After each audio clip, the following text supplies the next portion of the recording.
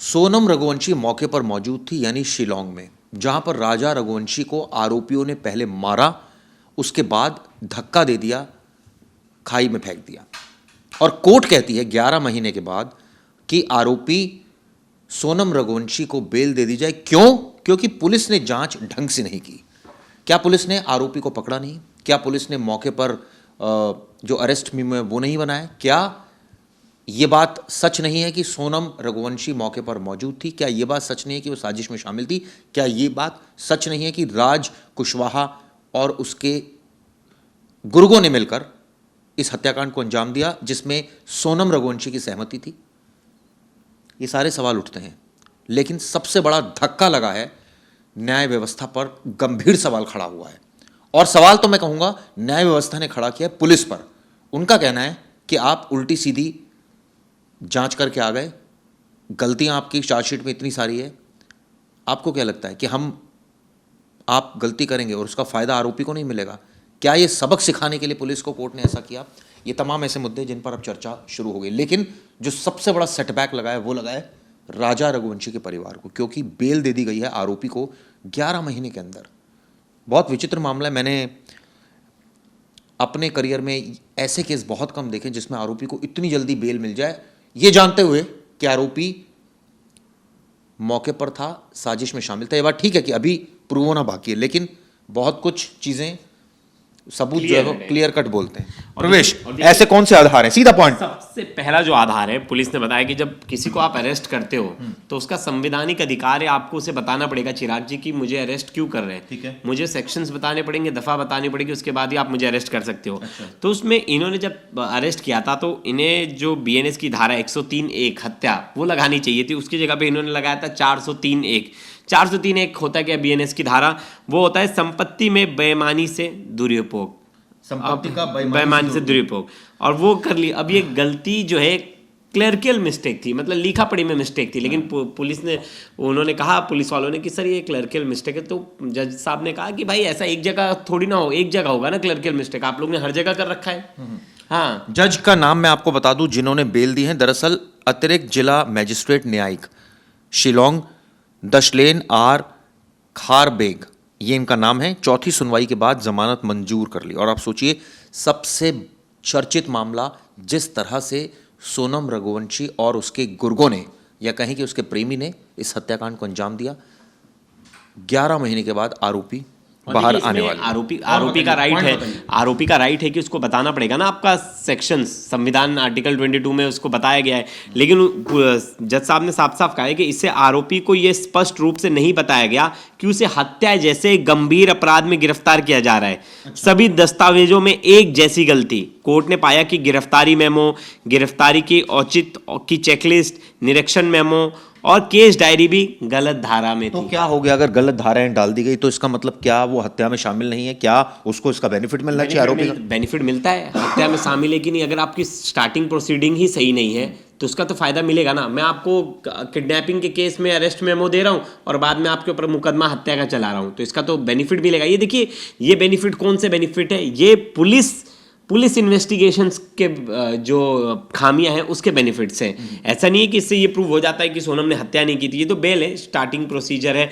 Bell तो वैसे भी राइट्स होता है। अगर आपको लग रहा है कि आपकी प्रोसीडिंग चल रही है, आपका ट्रायल बहुत लंबा टाइम ले रहा है और पुख्ता सबूत नहीं है, तो वैसे में जज अपने बुद्धि विवेक के हिसाब से बेल दे देते हैं। अब देखिए, इसमें एक और चीज़ थी जो पुलिस ने जो लिखित है, मतलब क्लर्कियल एरर बताया। पुलिस ने खुद कहा, कोर्ट ने कहा कि ऐसी गलती सभी दस्तावेजों में नहीं हो सकती भाई। एक में होगा, दो में होगा, 3-4 में कर दोगे आप। मेमो में आपने यही सेम चीज़ की है, जो चेकलिस्ट है उसमें सेम चीज़ की है, जो सेक्शंस लिखे उसमें सेम चीज़ की है। कोर्ट ने कहा कि अनुच्छेद, वही आर्टिकल मैंने जो जैसे बताया, आर्टिकल 22(1) का उल्लंघन है भाई। हर किसी को राइट है और उसको ये जानने का अधिकार है कि आप उसको किस मुकदमे में गिरफ्तार कर रहे हैं। अब है लंबी हिरासत। कोर्ट ने कहा कि सोनम 2025 जून से करीब 11 महीने उसको जेल में हो गए हैं, जिसे अदालत ने जमानत के पक्ष में माना। कहा कि भाई बेल का एंटाइटलमेंट है, कोई अगर आरोपी 11 महीने तक जेल में है। मैं अभी प्रवेश से एक केस भी डिस्कस कर रहा था। मेरा एक दोस्त है, उसने एक मर्डर केस में शामिल था, वो 5 साल तक जेल में रहा और सुप्रीम कोर्ट ने जाकर उसको बेल दी। खैर, केस अलग हो सकते हैं, मर्डर केस था, ट्रायल में देरी। सोनम जून 2025 से 10 महीने से अधिक समय से जेल में थी, जबकि पिछले 2 महीने से सुनवाई आगे नहीं बढ़ रही थी। बचाव पक्ष ने कहा कि देरी में आरोपी की कोई भूमिका नहीं है। बिल्कुल, उन्होंने कहा कि स्लो प्रोसीडिंग में हम कुछ नहीं करें। पुलिस और जांच एजेंसीज और जो मतलब जो पीड़ित पक्ष है उनकी तरफ से देरी हो रही है। ये बचाव पक्ष ने मतलब जो आरोपी पक्ष है उनके वकील ने ये चीज़ दलील दी। अब परिवार का बयान सामने आ गया। परिवार ने साफ साफ कहा है इस पूरे मसले को लेकर कि हम मान गए, पैसे के आगे किसी की नहीं चलती। और देखिए, और ये कह भी बयान दे रहे हैं, हालांकि हाँ बिल्कुल बिल्कुल बिल्कुल बयान बहुत इमोशनल बयान है। और वो बहुत सारी आरोप लगा रहे हैं कि देश में कैसा न्याय है, कानून अंधा है, तमाम तरह की चीज़ें बोल रहे हैं, क्योंकि उनके घर में उनका बेटा इस दुनिया में नहीं है। तो उन्हें दुख दर्द तो है इस बात को लेकर और बहुत ज़्यादा, और पीड़ा होती है चिराग जी। कोई भी सुनेगा, अगर कोई भी देखेगा बोलेगा अरे यार इतनी बेरहमी से किसी की हत्या कर दी गई, मार दिया गया, और बाद में आप आराम से बच भी जाते हो और आराम से आपको बेल भी मिल जाती है। कोई और केस होता, कोई और लाइमलाइट वाला केस होता तो आपको लगता है उसमें बेल मिलती। बिल्कुल चांसेस से नहीं थे। तंदूर कांड जैसे बहुत सारे केसेस थे, किसी को बेल नहीं मिलती। आफ्ताब को नहीं मिली अभी तक बेल। वही है, हमारा देश भी वैसा है ना। अगर आफ्ताब को बेल मिल जाती, आप देखिए सेंगर का केस देख लीजिए। कुलदीप सेंगर के केस में इतना देश में उस केस को लेकर इतना चर्चा हुआ, उसे बेल मिली, उसकी बेल खारिज हो गई ना सुप्रीम कोर्ट से। अब आप सोचिए, शिलोंग के एसपी का भी बयान आ गया है। विवेक सैम बोले हैं कि कोर्ट ने अपने अधिकारों का उपयोग किया है। ठीक है, तो आप क्या कर रहे थे, आपकी पुलिस क्या कर रही थी, क्या गलतियां छोड़ी जानी चाहिए थी? जब पता है कि इससे आरोपी को फायदा मिल सकता है, तो क्या ये जानबूझकर किया गया या ये अनजाने में हुई? लेकिन वो देखिए, शिलोंग पुलिस ने अरेस्ट नहीं किया था ना। अरेस्ट तो चिराग जी यूपी पुलिस ने किया था ना, गाजीपुर में। शिलोंग पुलिस के साथ शिलोंग पुलिस ने तो आगे कार्रवाई, चार्जशीट तो उन्होंने फाइल की, अरेस्ट मेमो वगैरह जो शुरुआत में उन्होंने दी। और मुझे लगता है सेक्शंस की जो बारीकियां हैं वो तो बड़ा ध्यान देना चाहिए। अब सबसे अहम सवाल उठता है कि क्या अब जो अभियोजन पक्ष है यानी पुलिस, इस फैसले के अगेंस्ट में बेल कैंसिलेशन जाएगी, बिल्कुल जाएगी। कल ही उनके घर वालों ने कहा कि हम इसे आगे अपील में जाएंगे, और हम अपील में, मुझे लगता है हाई कोर्ट से इसमें बेल खारिज हो जाएगी। हाँ चिराग जी, बेल पे स्टे तो लग ही जाएगा। नहीं, कई बार होता है कि नहीं लगता। नहीं, फिर भी केस की डिग्री देख के लग रहा है मुझे कि हाई कोर्ट से इसमें बेल खारिज हो जाएगी। हो सकती है, मतलब ये हम अनुमान लगा रहे हैं, अनुमान लगाकर चल रहे केस की वो देख के। लेकिन इस तरह के केसेस में बट ऑब्वियस है बेल मिलती नहीं चिराग जी, जब तक ठीक से पूरी जांच खत्म नहीं हो। जब उन्होंने कहा कि उनके भागने का या सबूतों से छेड़छाड़ का कोई खतरा नहीं है। इसके अलावा उन्हें महिला होने का फायदा मिल रहा है। इसके अलावा गिरफ्तारी गलत तरीके से हुई है। ठीक है, मान लिया गिरफ्तारी गलत तरीके से हुई है, तो इसका मतलब क्या आरोपी को बेल दे दें? और ये ट्रायल में देरी हो रही है तो क्या इसका मतलब आरोपी को बेल दे दें? और वो भी ऐसे हीनियस क्राइम में जिसमें मर्डर केस है, या तो कोई दूसरे सेक्शंस होते तो समझ में आते, तो मर्डर केस है।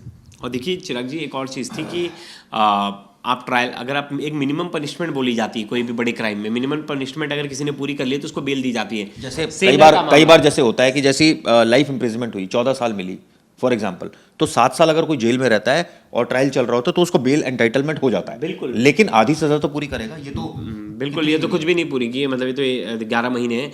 मैं वही आपको बार बार कंपेयर क्यों कर रहा हूँ पता, सेंगर का केस सोचिए, देश में इतना ज़्यादा खुलकर उनके जो पीड़ित पक्ष है वो महिला खुलकर आ गई, तो उसने बोला हमारे साथ कोर्ट ने न्याय नहीं किया, अन्याय किया, ये वो, जज बिक गए, तमाम ऐसे आरोप लगा दिए। और सुप्रीम कोर्ट में क्या हुआ, फैसला पलट गया।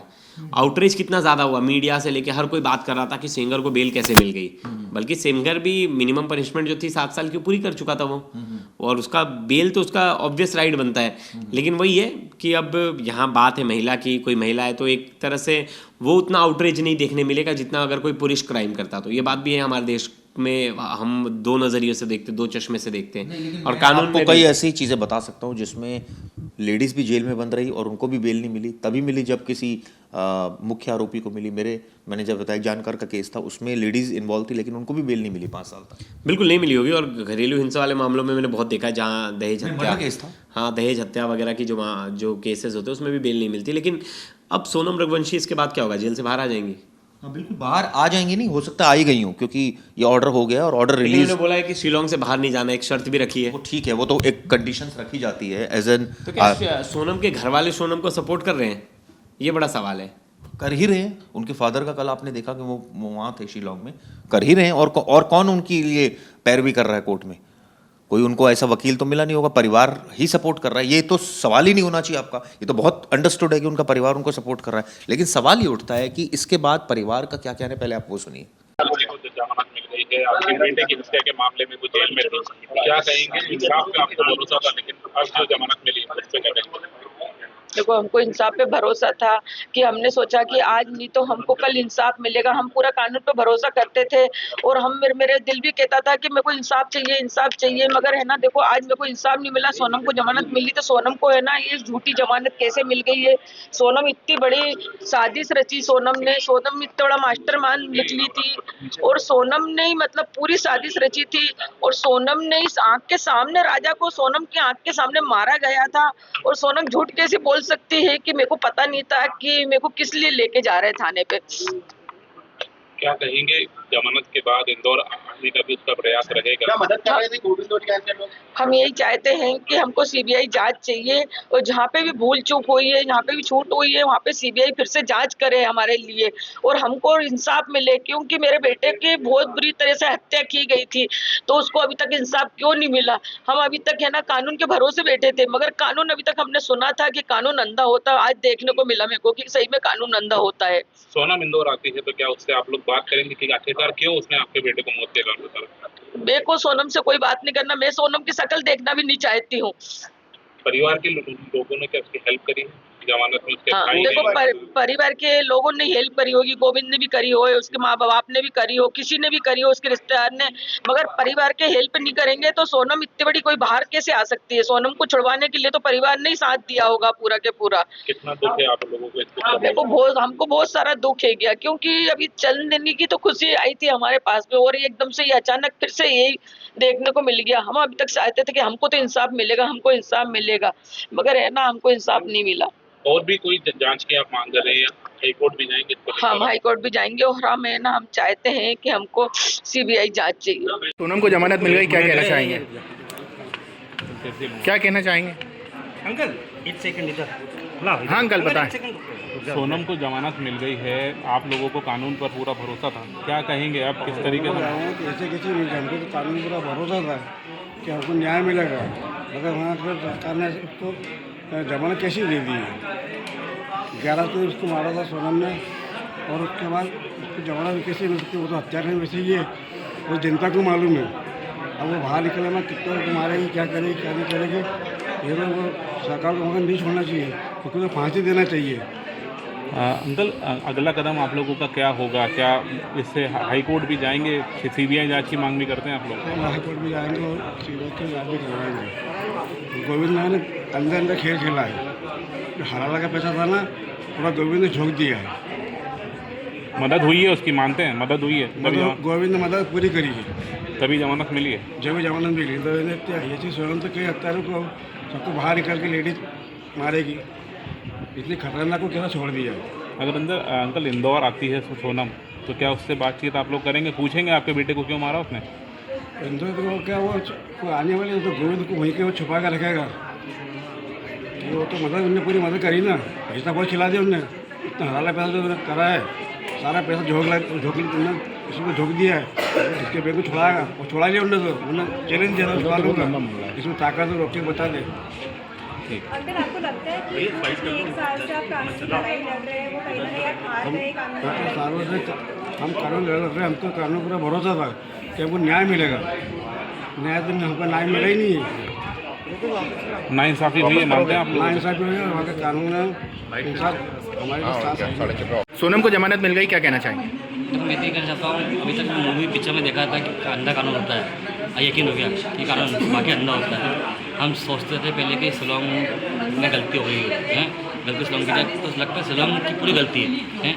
शिलोंग मतलब जिस पर टूरिस्ट एरिया था, अगर वहाँ के जज हैं, वकील हैं, पुलिस है, किसी ने भी मतलब ये नहीं दिया कि थोड़ा केस होने पर भी अगर कांड हो गया है, कानून अंधा, एकदम को यकीन हो गया। क्या आप हाई कोर्ट या अगला जमानत आपत्ति को लेकर? हम तो जितना कानून कदम उठाना सब कदम उठाए थे, लेकिन उसके बाद जमानत कैसे हो गए? आज को 11 महीने हो गए हैं, ऊपर साल भी हुआ नहीं, उसको जमानत कैसे मिल गई है?